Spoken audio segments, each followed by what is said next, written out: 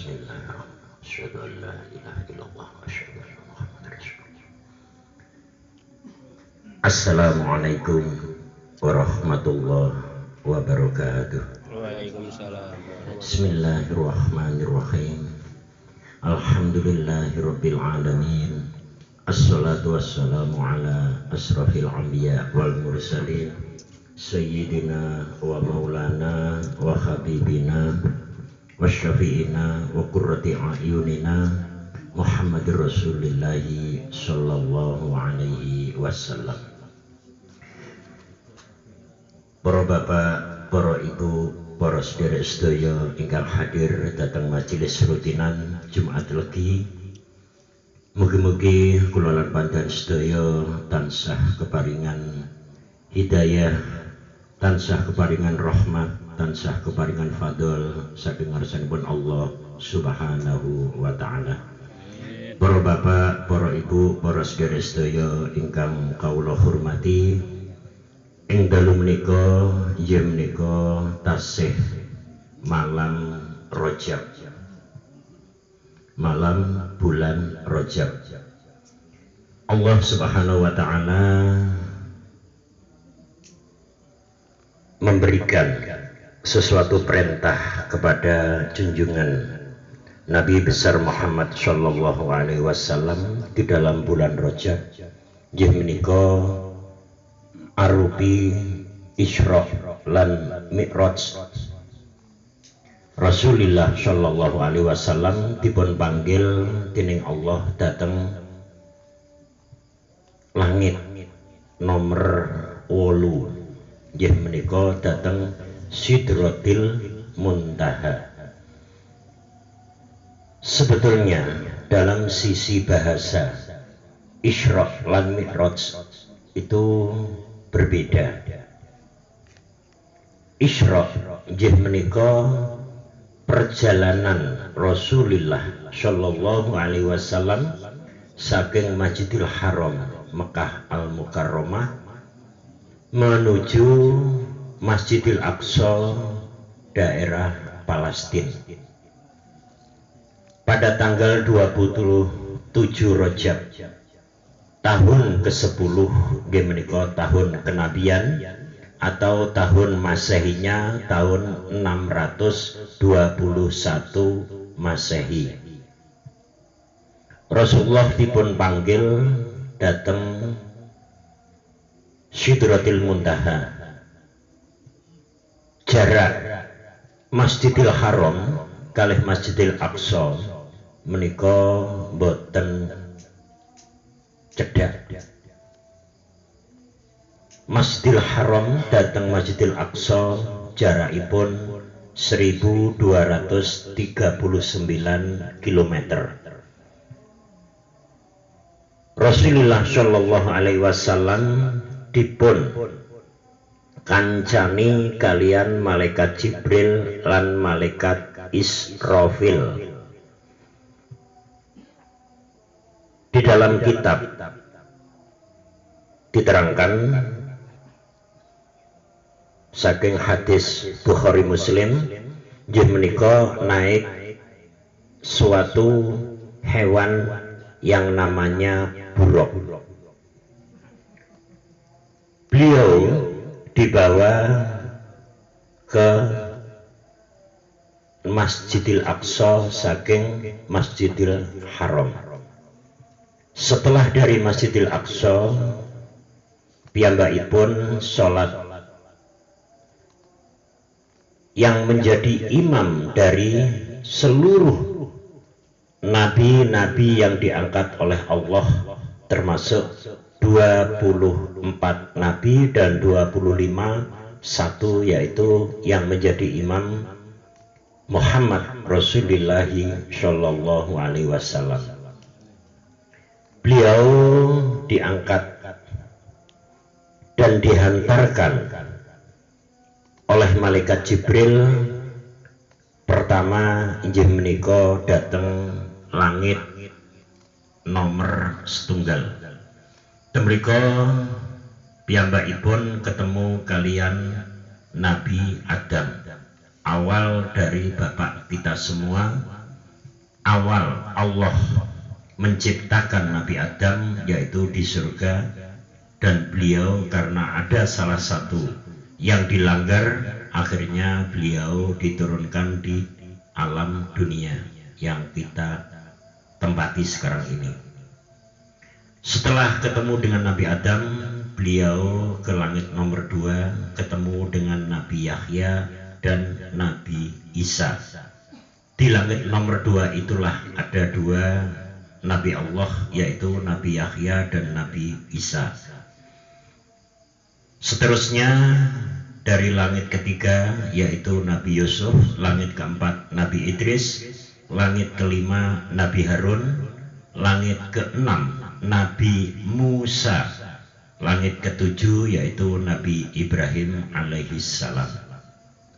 Setelah ketemu dengan Nabi Ibrahim, Rasulullah Muhammad Shallallahu Alaihi Wasallam naik lagi ke Sidratul Muntaha. Apa sih makna dari Sidratul Muntaha? Selama ini kita hanya bisa memberikan sesuatu nama dan belum mengetahui arti dari Sidrah. Sidrah adalah kesadaran, sadar dengan apa yang kita lakukan.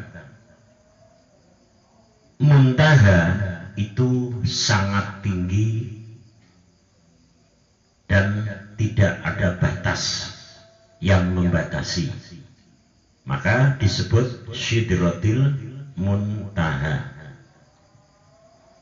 Saya teruskan dengan apa yang diperintahkan Allah kepada junjungan kita Nabi besar Muhammad Shallallahu Alaihi Wasallam, yaitu berupa sholat. Di dalam hadis-hadis yang tertera di dalam Bukhari Muslim, pertama Rasulullah diperintahkan untuk sholat 50 waktu. Ada juga hadis yang menerangkan 50 kali. Setelah turun naik, Nabi Musa memberikan sesuatu arahan bahwa semua umatmu tidak ada yang kuat apabila melaksanakan dalam hal 50 waktu atau 50 rakaat itu. Dan akhirnya jadilah 5 waktu, dan 5 waktu tergolong dan terkumpul, terakumulasi dari 17 rakaat. Dan itu hadis-hadis yang menerangkan sama dengan kita melaksanakan 50 rakaat. Hal-hal yang mengenai tentang babakan sholat, kita harus bisa memberikan sesuatu. La sholata illa fi huduril qalbi. Babakan sholat itu adanya kita harus hudur hati kita terhadap Allah. Fi huduril qalbi, hudur hati kita terhadap sesuatu yang kita hadapi atau kita imani. Karena apa? Orang yang paling alim di muka bumi ini yaitu Sayyidina Ali setelah Rasulullah. Ada cerita tentang Sayyidina Ali diuji oleh Rasulullah tentang sholat 2 rakaat. Karena Rasulullah mengujinya dengan sesuatu hadiah. Wahai Ali, sholatlah 2 rakaat. Kalau sholat kamu bisa hudur hati kamu kepada Allah, maka kamu akan mendapatkan sorban dari tanah Syam. Sayyidina Ali menjalankan dan melaksanakan sholat itu. Dalam rakaat pertama, beliau semuanya bisa tawarruk,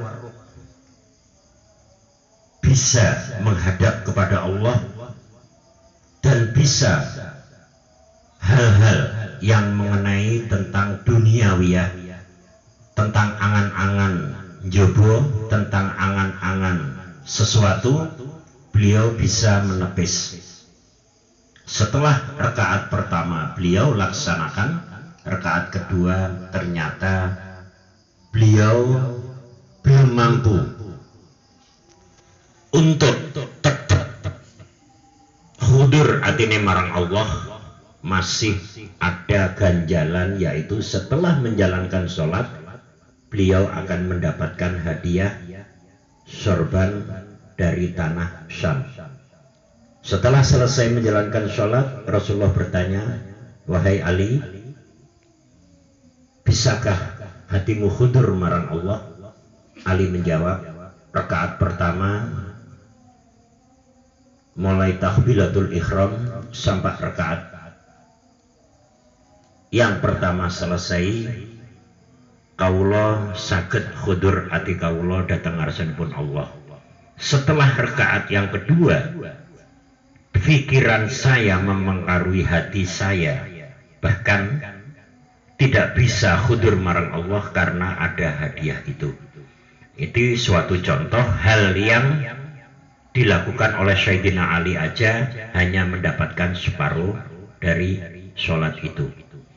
Maka Rasulullah memberikan suatu arahan bahwa nafsu yang ada di dalam tubuh kita semua ada 7 lapis nafsu, atau ada 7 tempat nafsu, atau ada tempat-tempat yang selalu menggoda, yang selalu ngeribeti terhadap hudur kepada Allah, yaitu pertama nafsu amarah.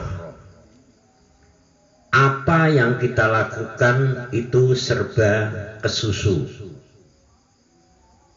itu nafsu amarah. Nafsu lawamah, yaitu nafsu yang memberikan sesuatu pengandai-andai. Banyak sekali hal yang di dalam sholat selalu mengandai, barikingko angkar prono, barikingko ngene, engko ono opo, dan lain sebagainya, dan lain sebagainya. Yang ketiga, nafsu muslimah, yaitu nafsu yang merintangi tentang antara hati dan pikiran kita.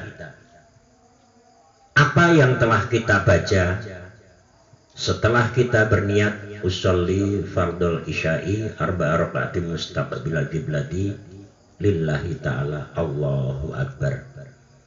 Di situ jarang sekali kita menyatakan sumpah kepada Allah. Apa sih sumpah dalam sholat? Di akhir doa istiftah itu ada kalimat inna sholati wa nusuki wa mahyaya wa mamati lillahi rabbil alamin.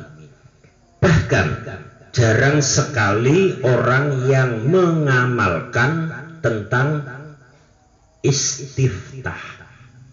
Setelah takbiratul ihram, kalau hati kita tidak terbius dengan sesuatu gambaran, angan-angan, amalkan. Allahu akbar kabira walhamdulillahi katsira wa subhanallahi bukrata wa asila. Inni wajjahtu wajhiya lilladzi fataras samawati wal arda hanifan muslima wa ma ana minal musyrikin. Inna sholati wa nusuki wa mahyaya wa mamati lillahi rabbil alamin la syarika lahu wa bidzalika umirtu wa ana minal muslimin. hafalkan dan lihat makna-makna ada di dalam doa istiftah. Maka hal yang sering kita belum bertauhid, tidak mau menyerah kepada Allah, itu karena sholat kita seringkali tidak membaca istiftah. Itu nafsu muslimah. Nafsu mutmainnah itu penyono-penyono sing apik. Hal-hal yang berbau tauhid, hal-hal yang berbau pasrah, itu ada di mutmainnah. Selalu bersandar kepada Allah. Apa yang kita lakukan selalu berkalimat insya Allah, dan tidak memushilkan diri kita terhadap apa yang telah kita lakukan. Yang kelima yaitu nafsu radiyah. Nafsu radiyah seringkali kita terkecoh oleh pahala-pahala yang kita lakukan, dan pahala itu sudah jelas milik Allah. Seringkali kita hanya mendapatkan upah, tapi pekerjaan kita yang tidak sesuai dengan keahlian dan tidak sesuai dengan apa yang kita kerjakan. Itu nafsu radiyah. Nafsu mardiyah. Nafsu mardiyah adalah sesuatu hal yang kita lakukan sesuai dengan apa yang kita dapat. Wong iso seleh, iso sumeleh. Orang yang tidak mau menggunjing siapapun, orang yang tidak merasa lebih baik dari orang lain, orang yang merasa sesuatu hal yang dilakukan kurang sempurna, apa yang ada di dalam isi hatinya selalu dia mengalah. Yang terakhir yaitu nafsu kamilah. Nafsu yang selalu tauhid, yang selalu ingin mendapatkan suatu rahmat, suatu hidayah, suatu fadl dari Allah Subhanahu wa ta'ala. Maka dalam kesimpulan di dalam bulan Rajab, kita bisa meminta masalah dunia, kita bisa meminta masalah akhirat. Rasulullah dipanggil oleh Allah ke Sidratil Muntaha hanya menerima sholat 5 waktu. Di dalam hadis Bukhari Muslim diterangkan tentang adanya amalan di bulan Rajab. Ada amalan yang sangat mustajabah,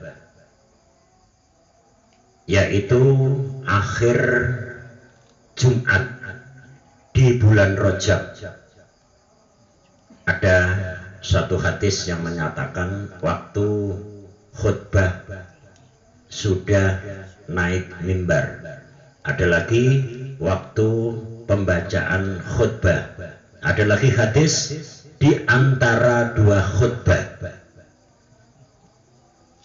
Dan semua hadis itu benar. Yang dibaca sama, yaitu Ahmad Rasulullah, Muhammad Rasulullah, sebanyak 33 kali.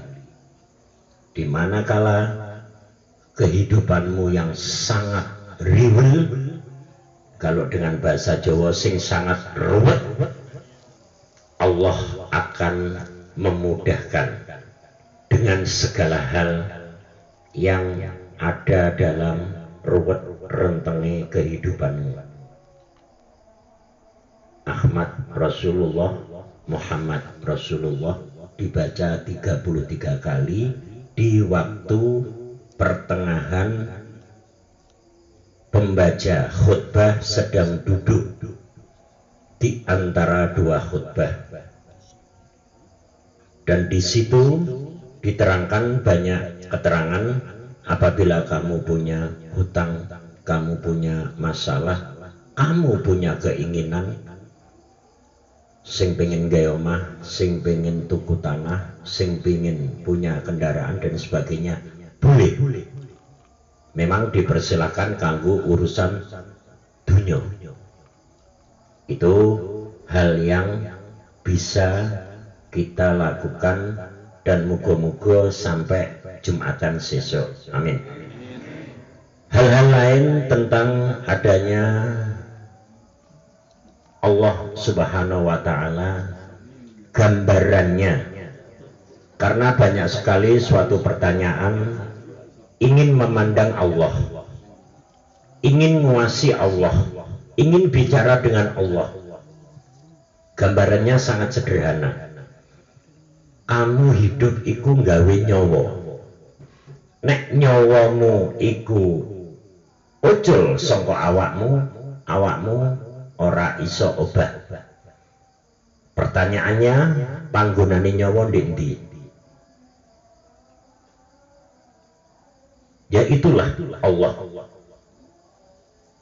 Allah itu ada, Allah itu nyata, dan Allah bisa dirasa, bukan diraba. Nyawa iku enek, nyawa iki manggon, tapi nggih endi panggonane nyawa? Ini ilustrasi yang sangat sederhana terhadap kita mencari Allah. Nek panggonane nyawa iki mau nanggone tenggorokan, sikilmu ditutuk mesti lara. Berarti nyawa enek nang jarimu. Nek trah nyawa enek nanggone pepekmu, kupingmu dijewer lara. Apa nyawa nanggone kuping?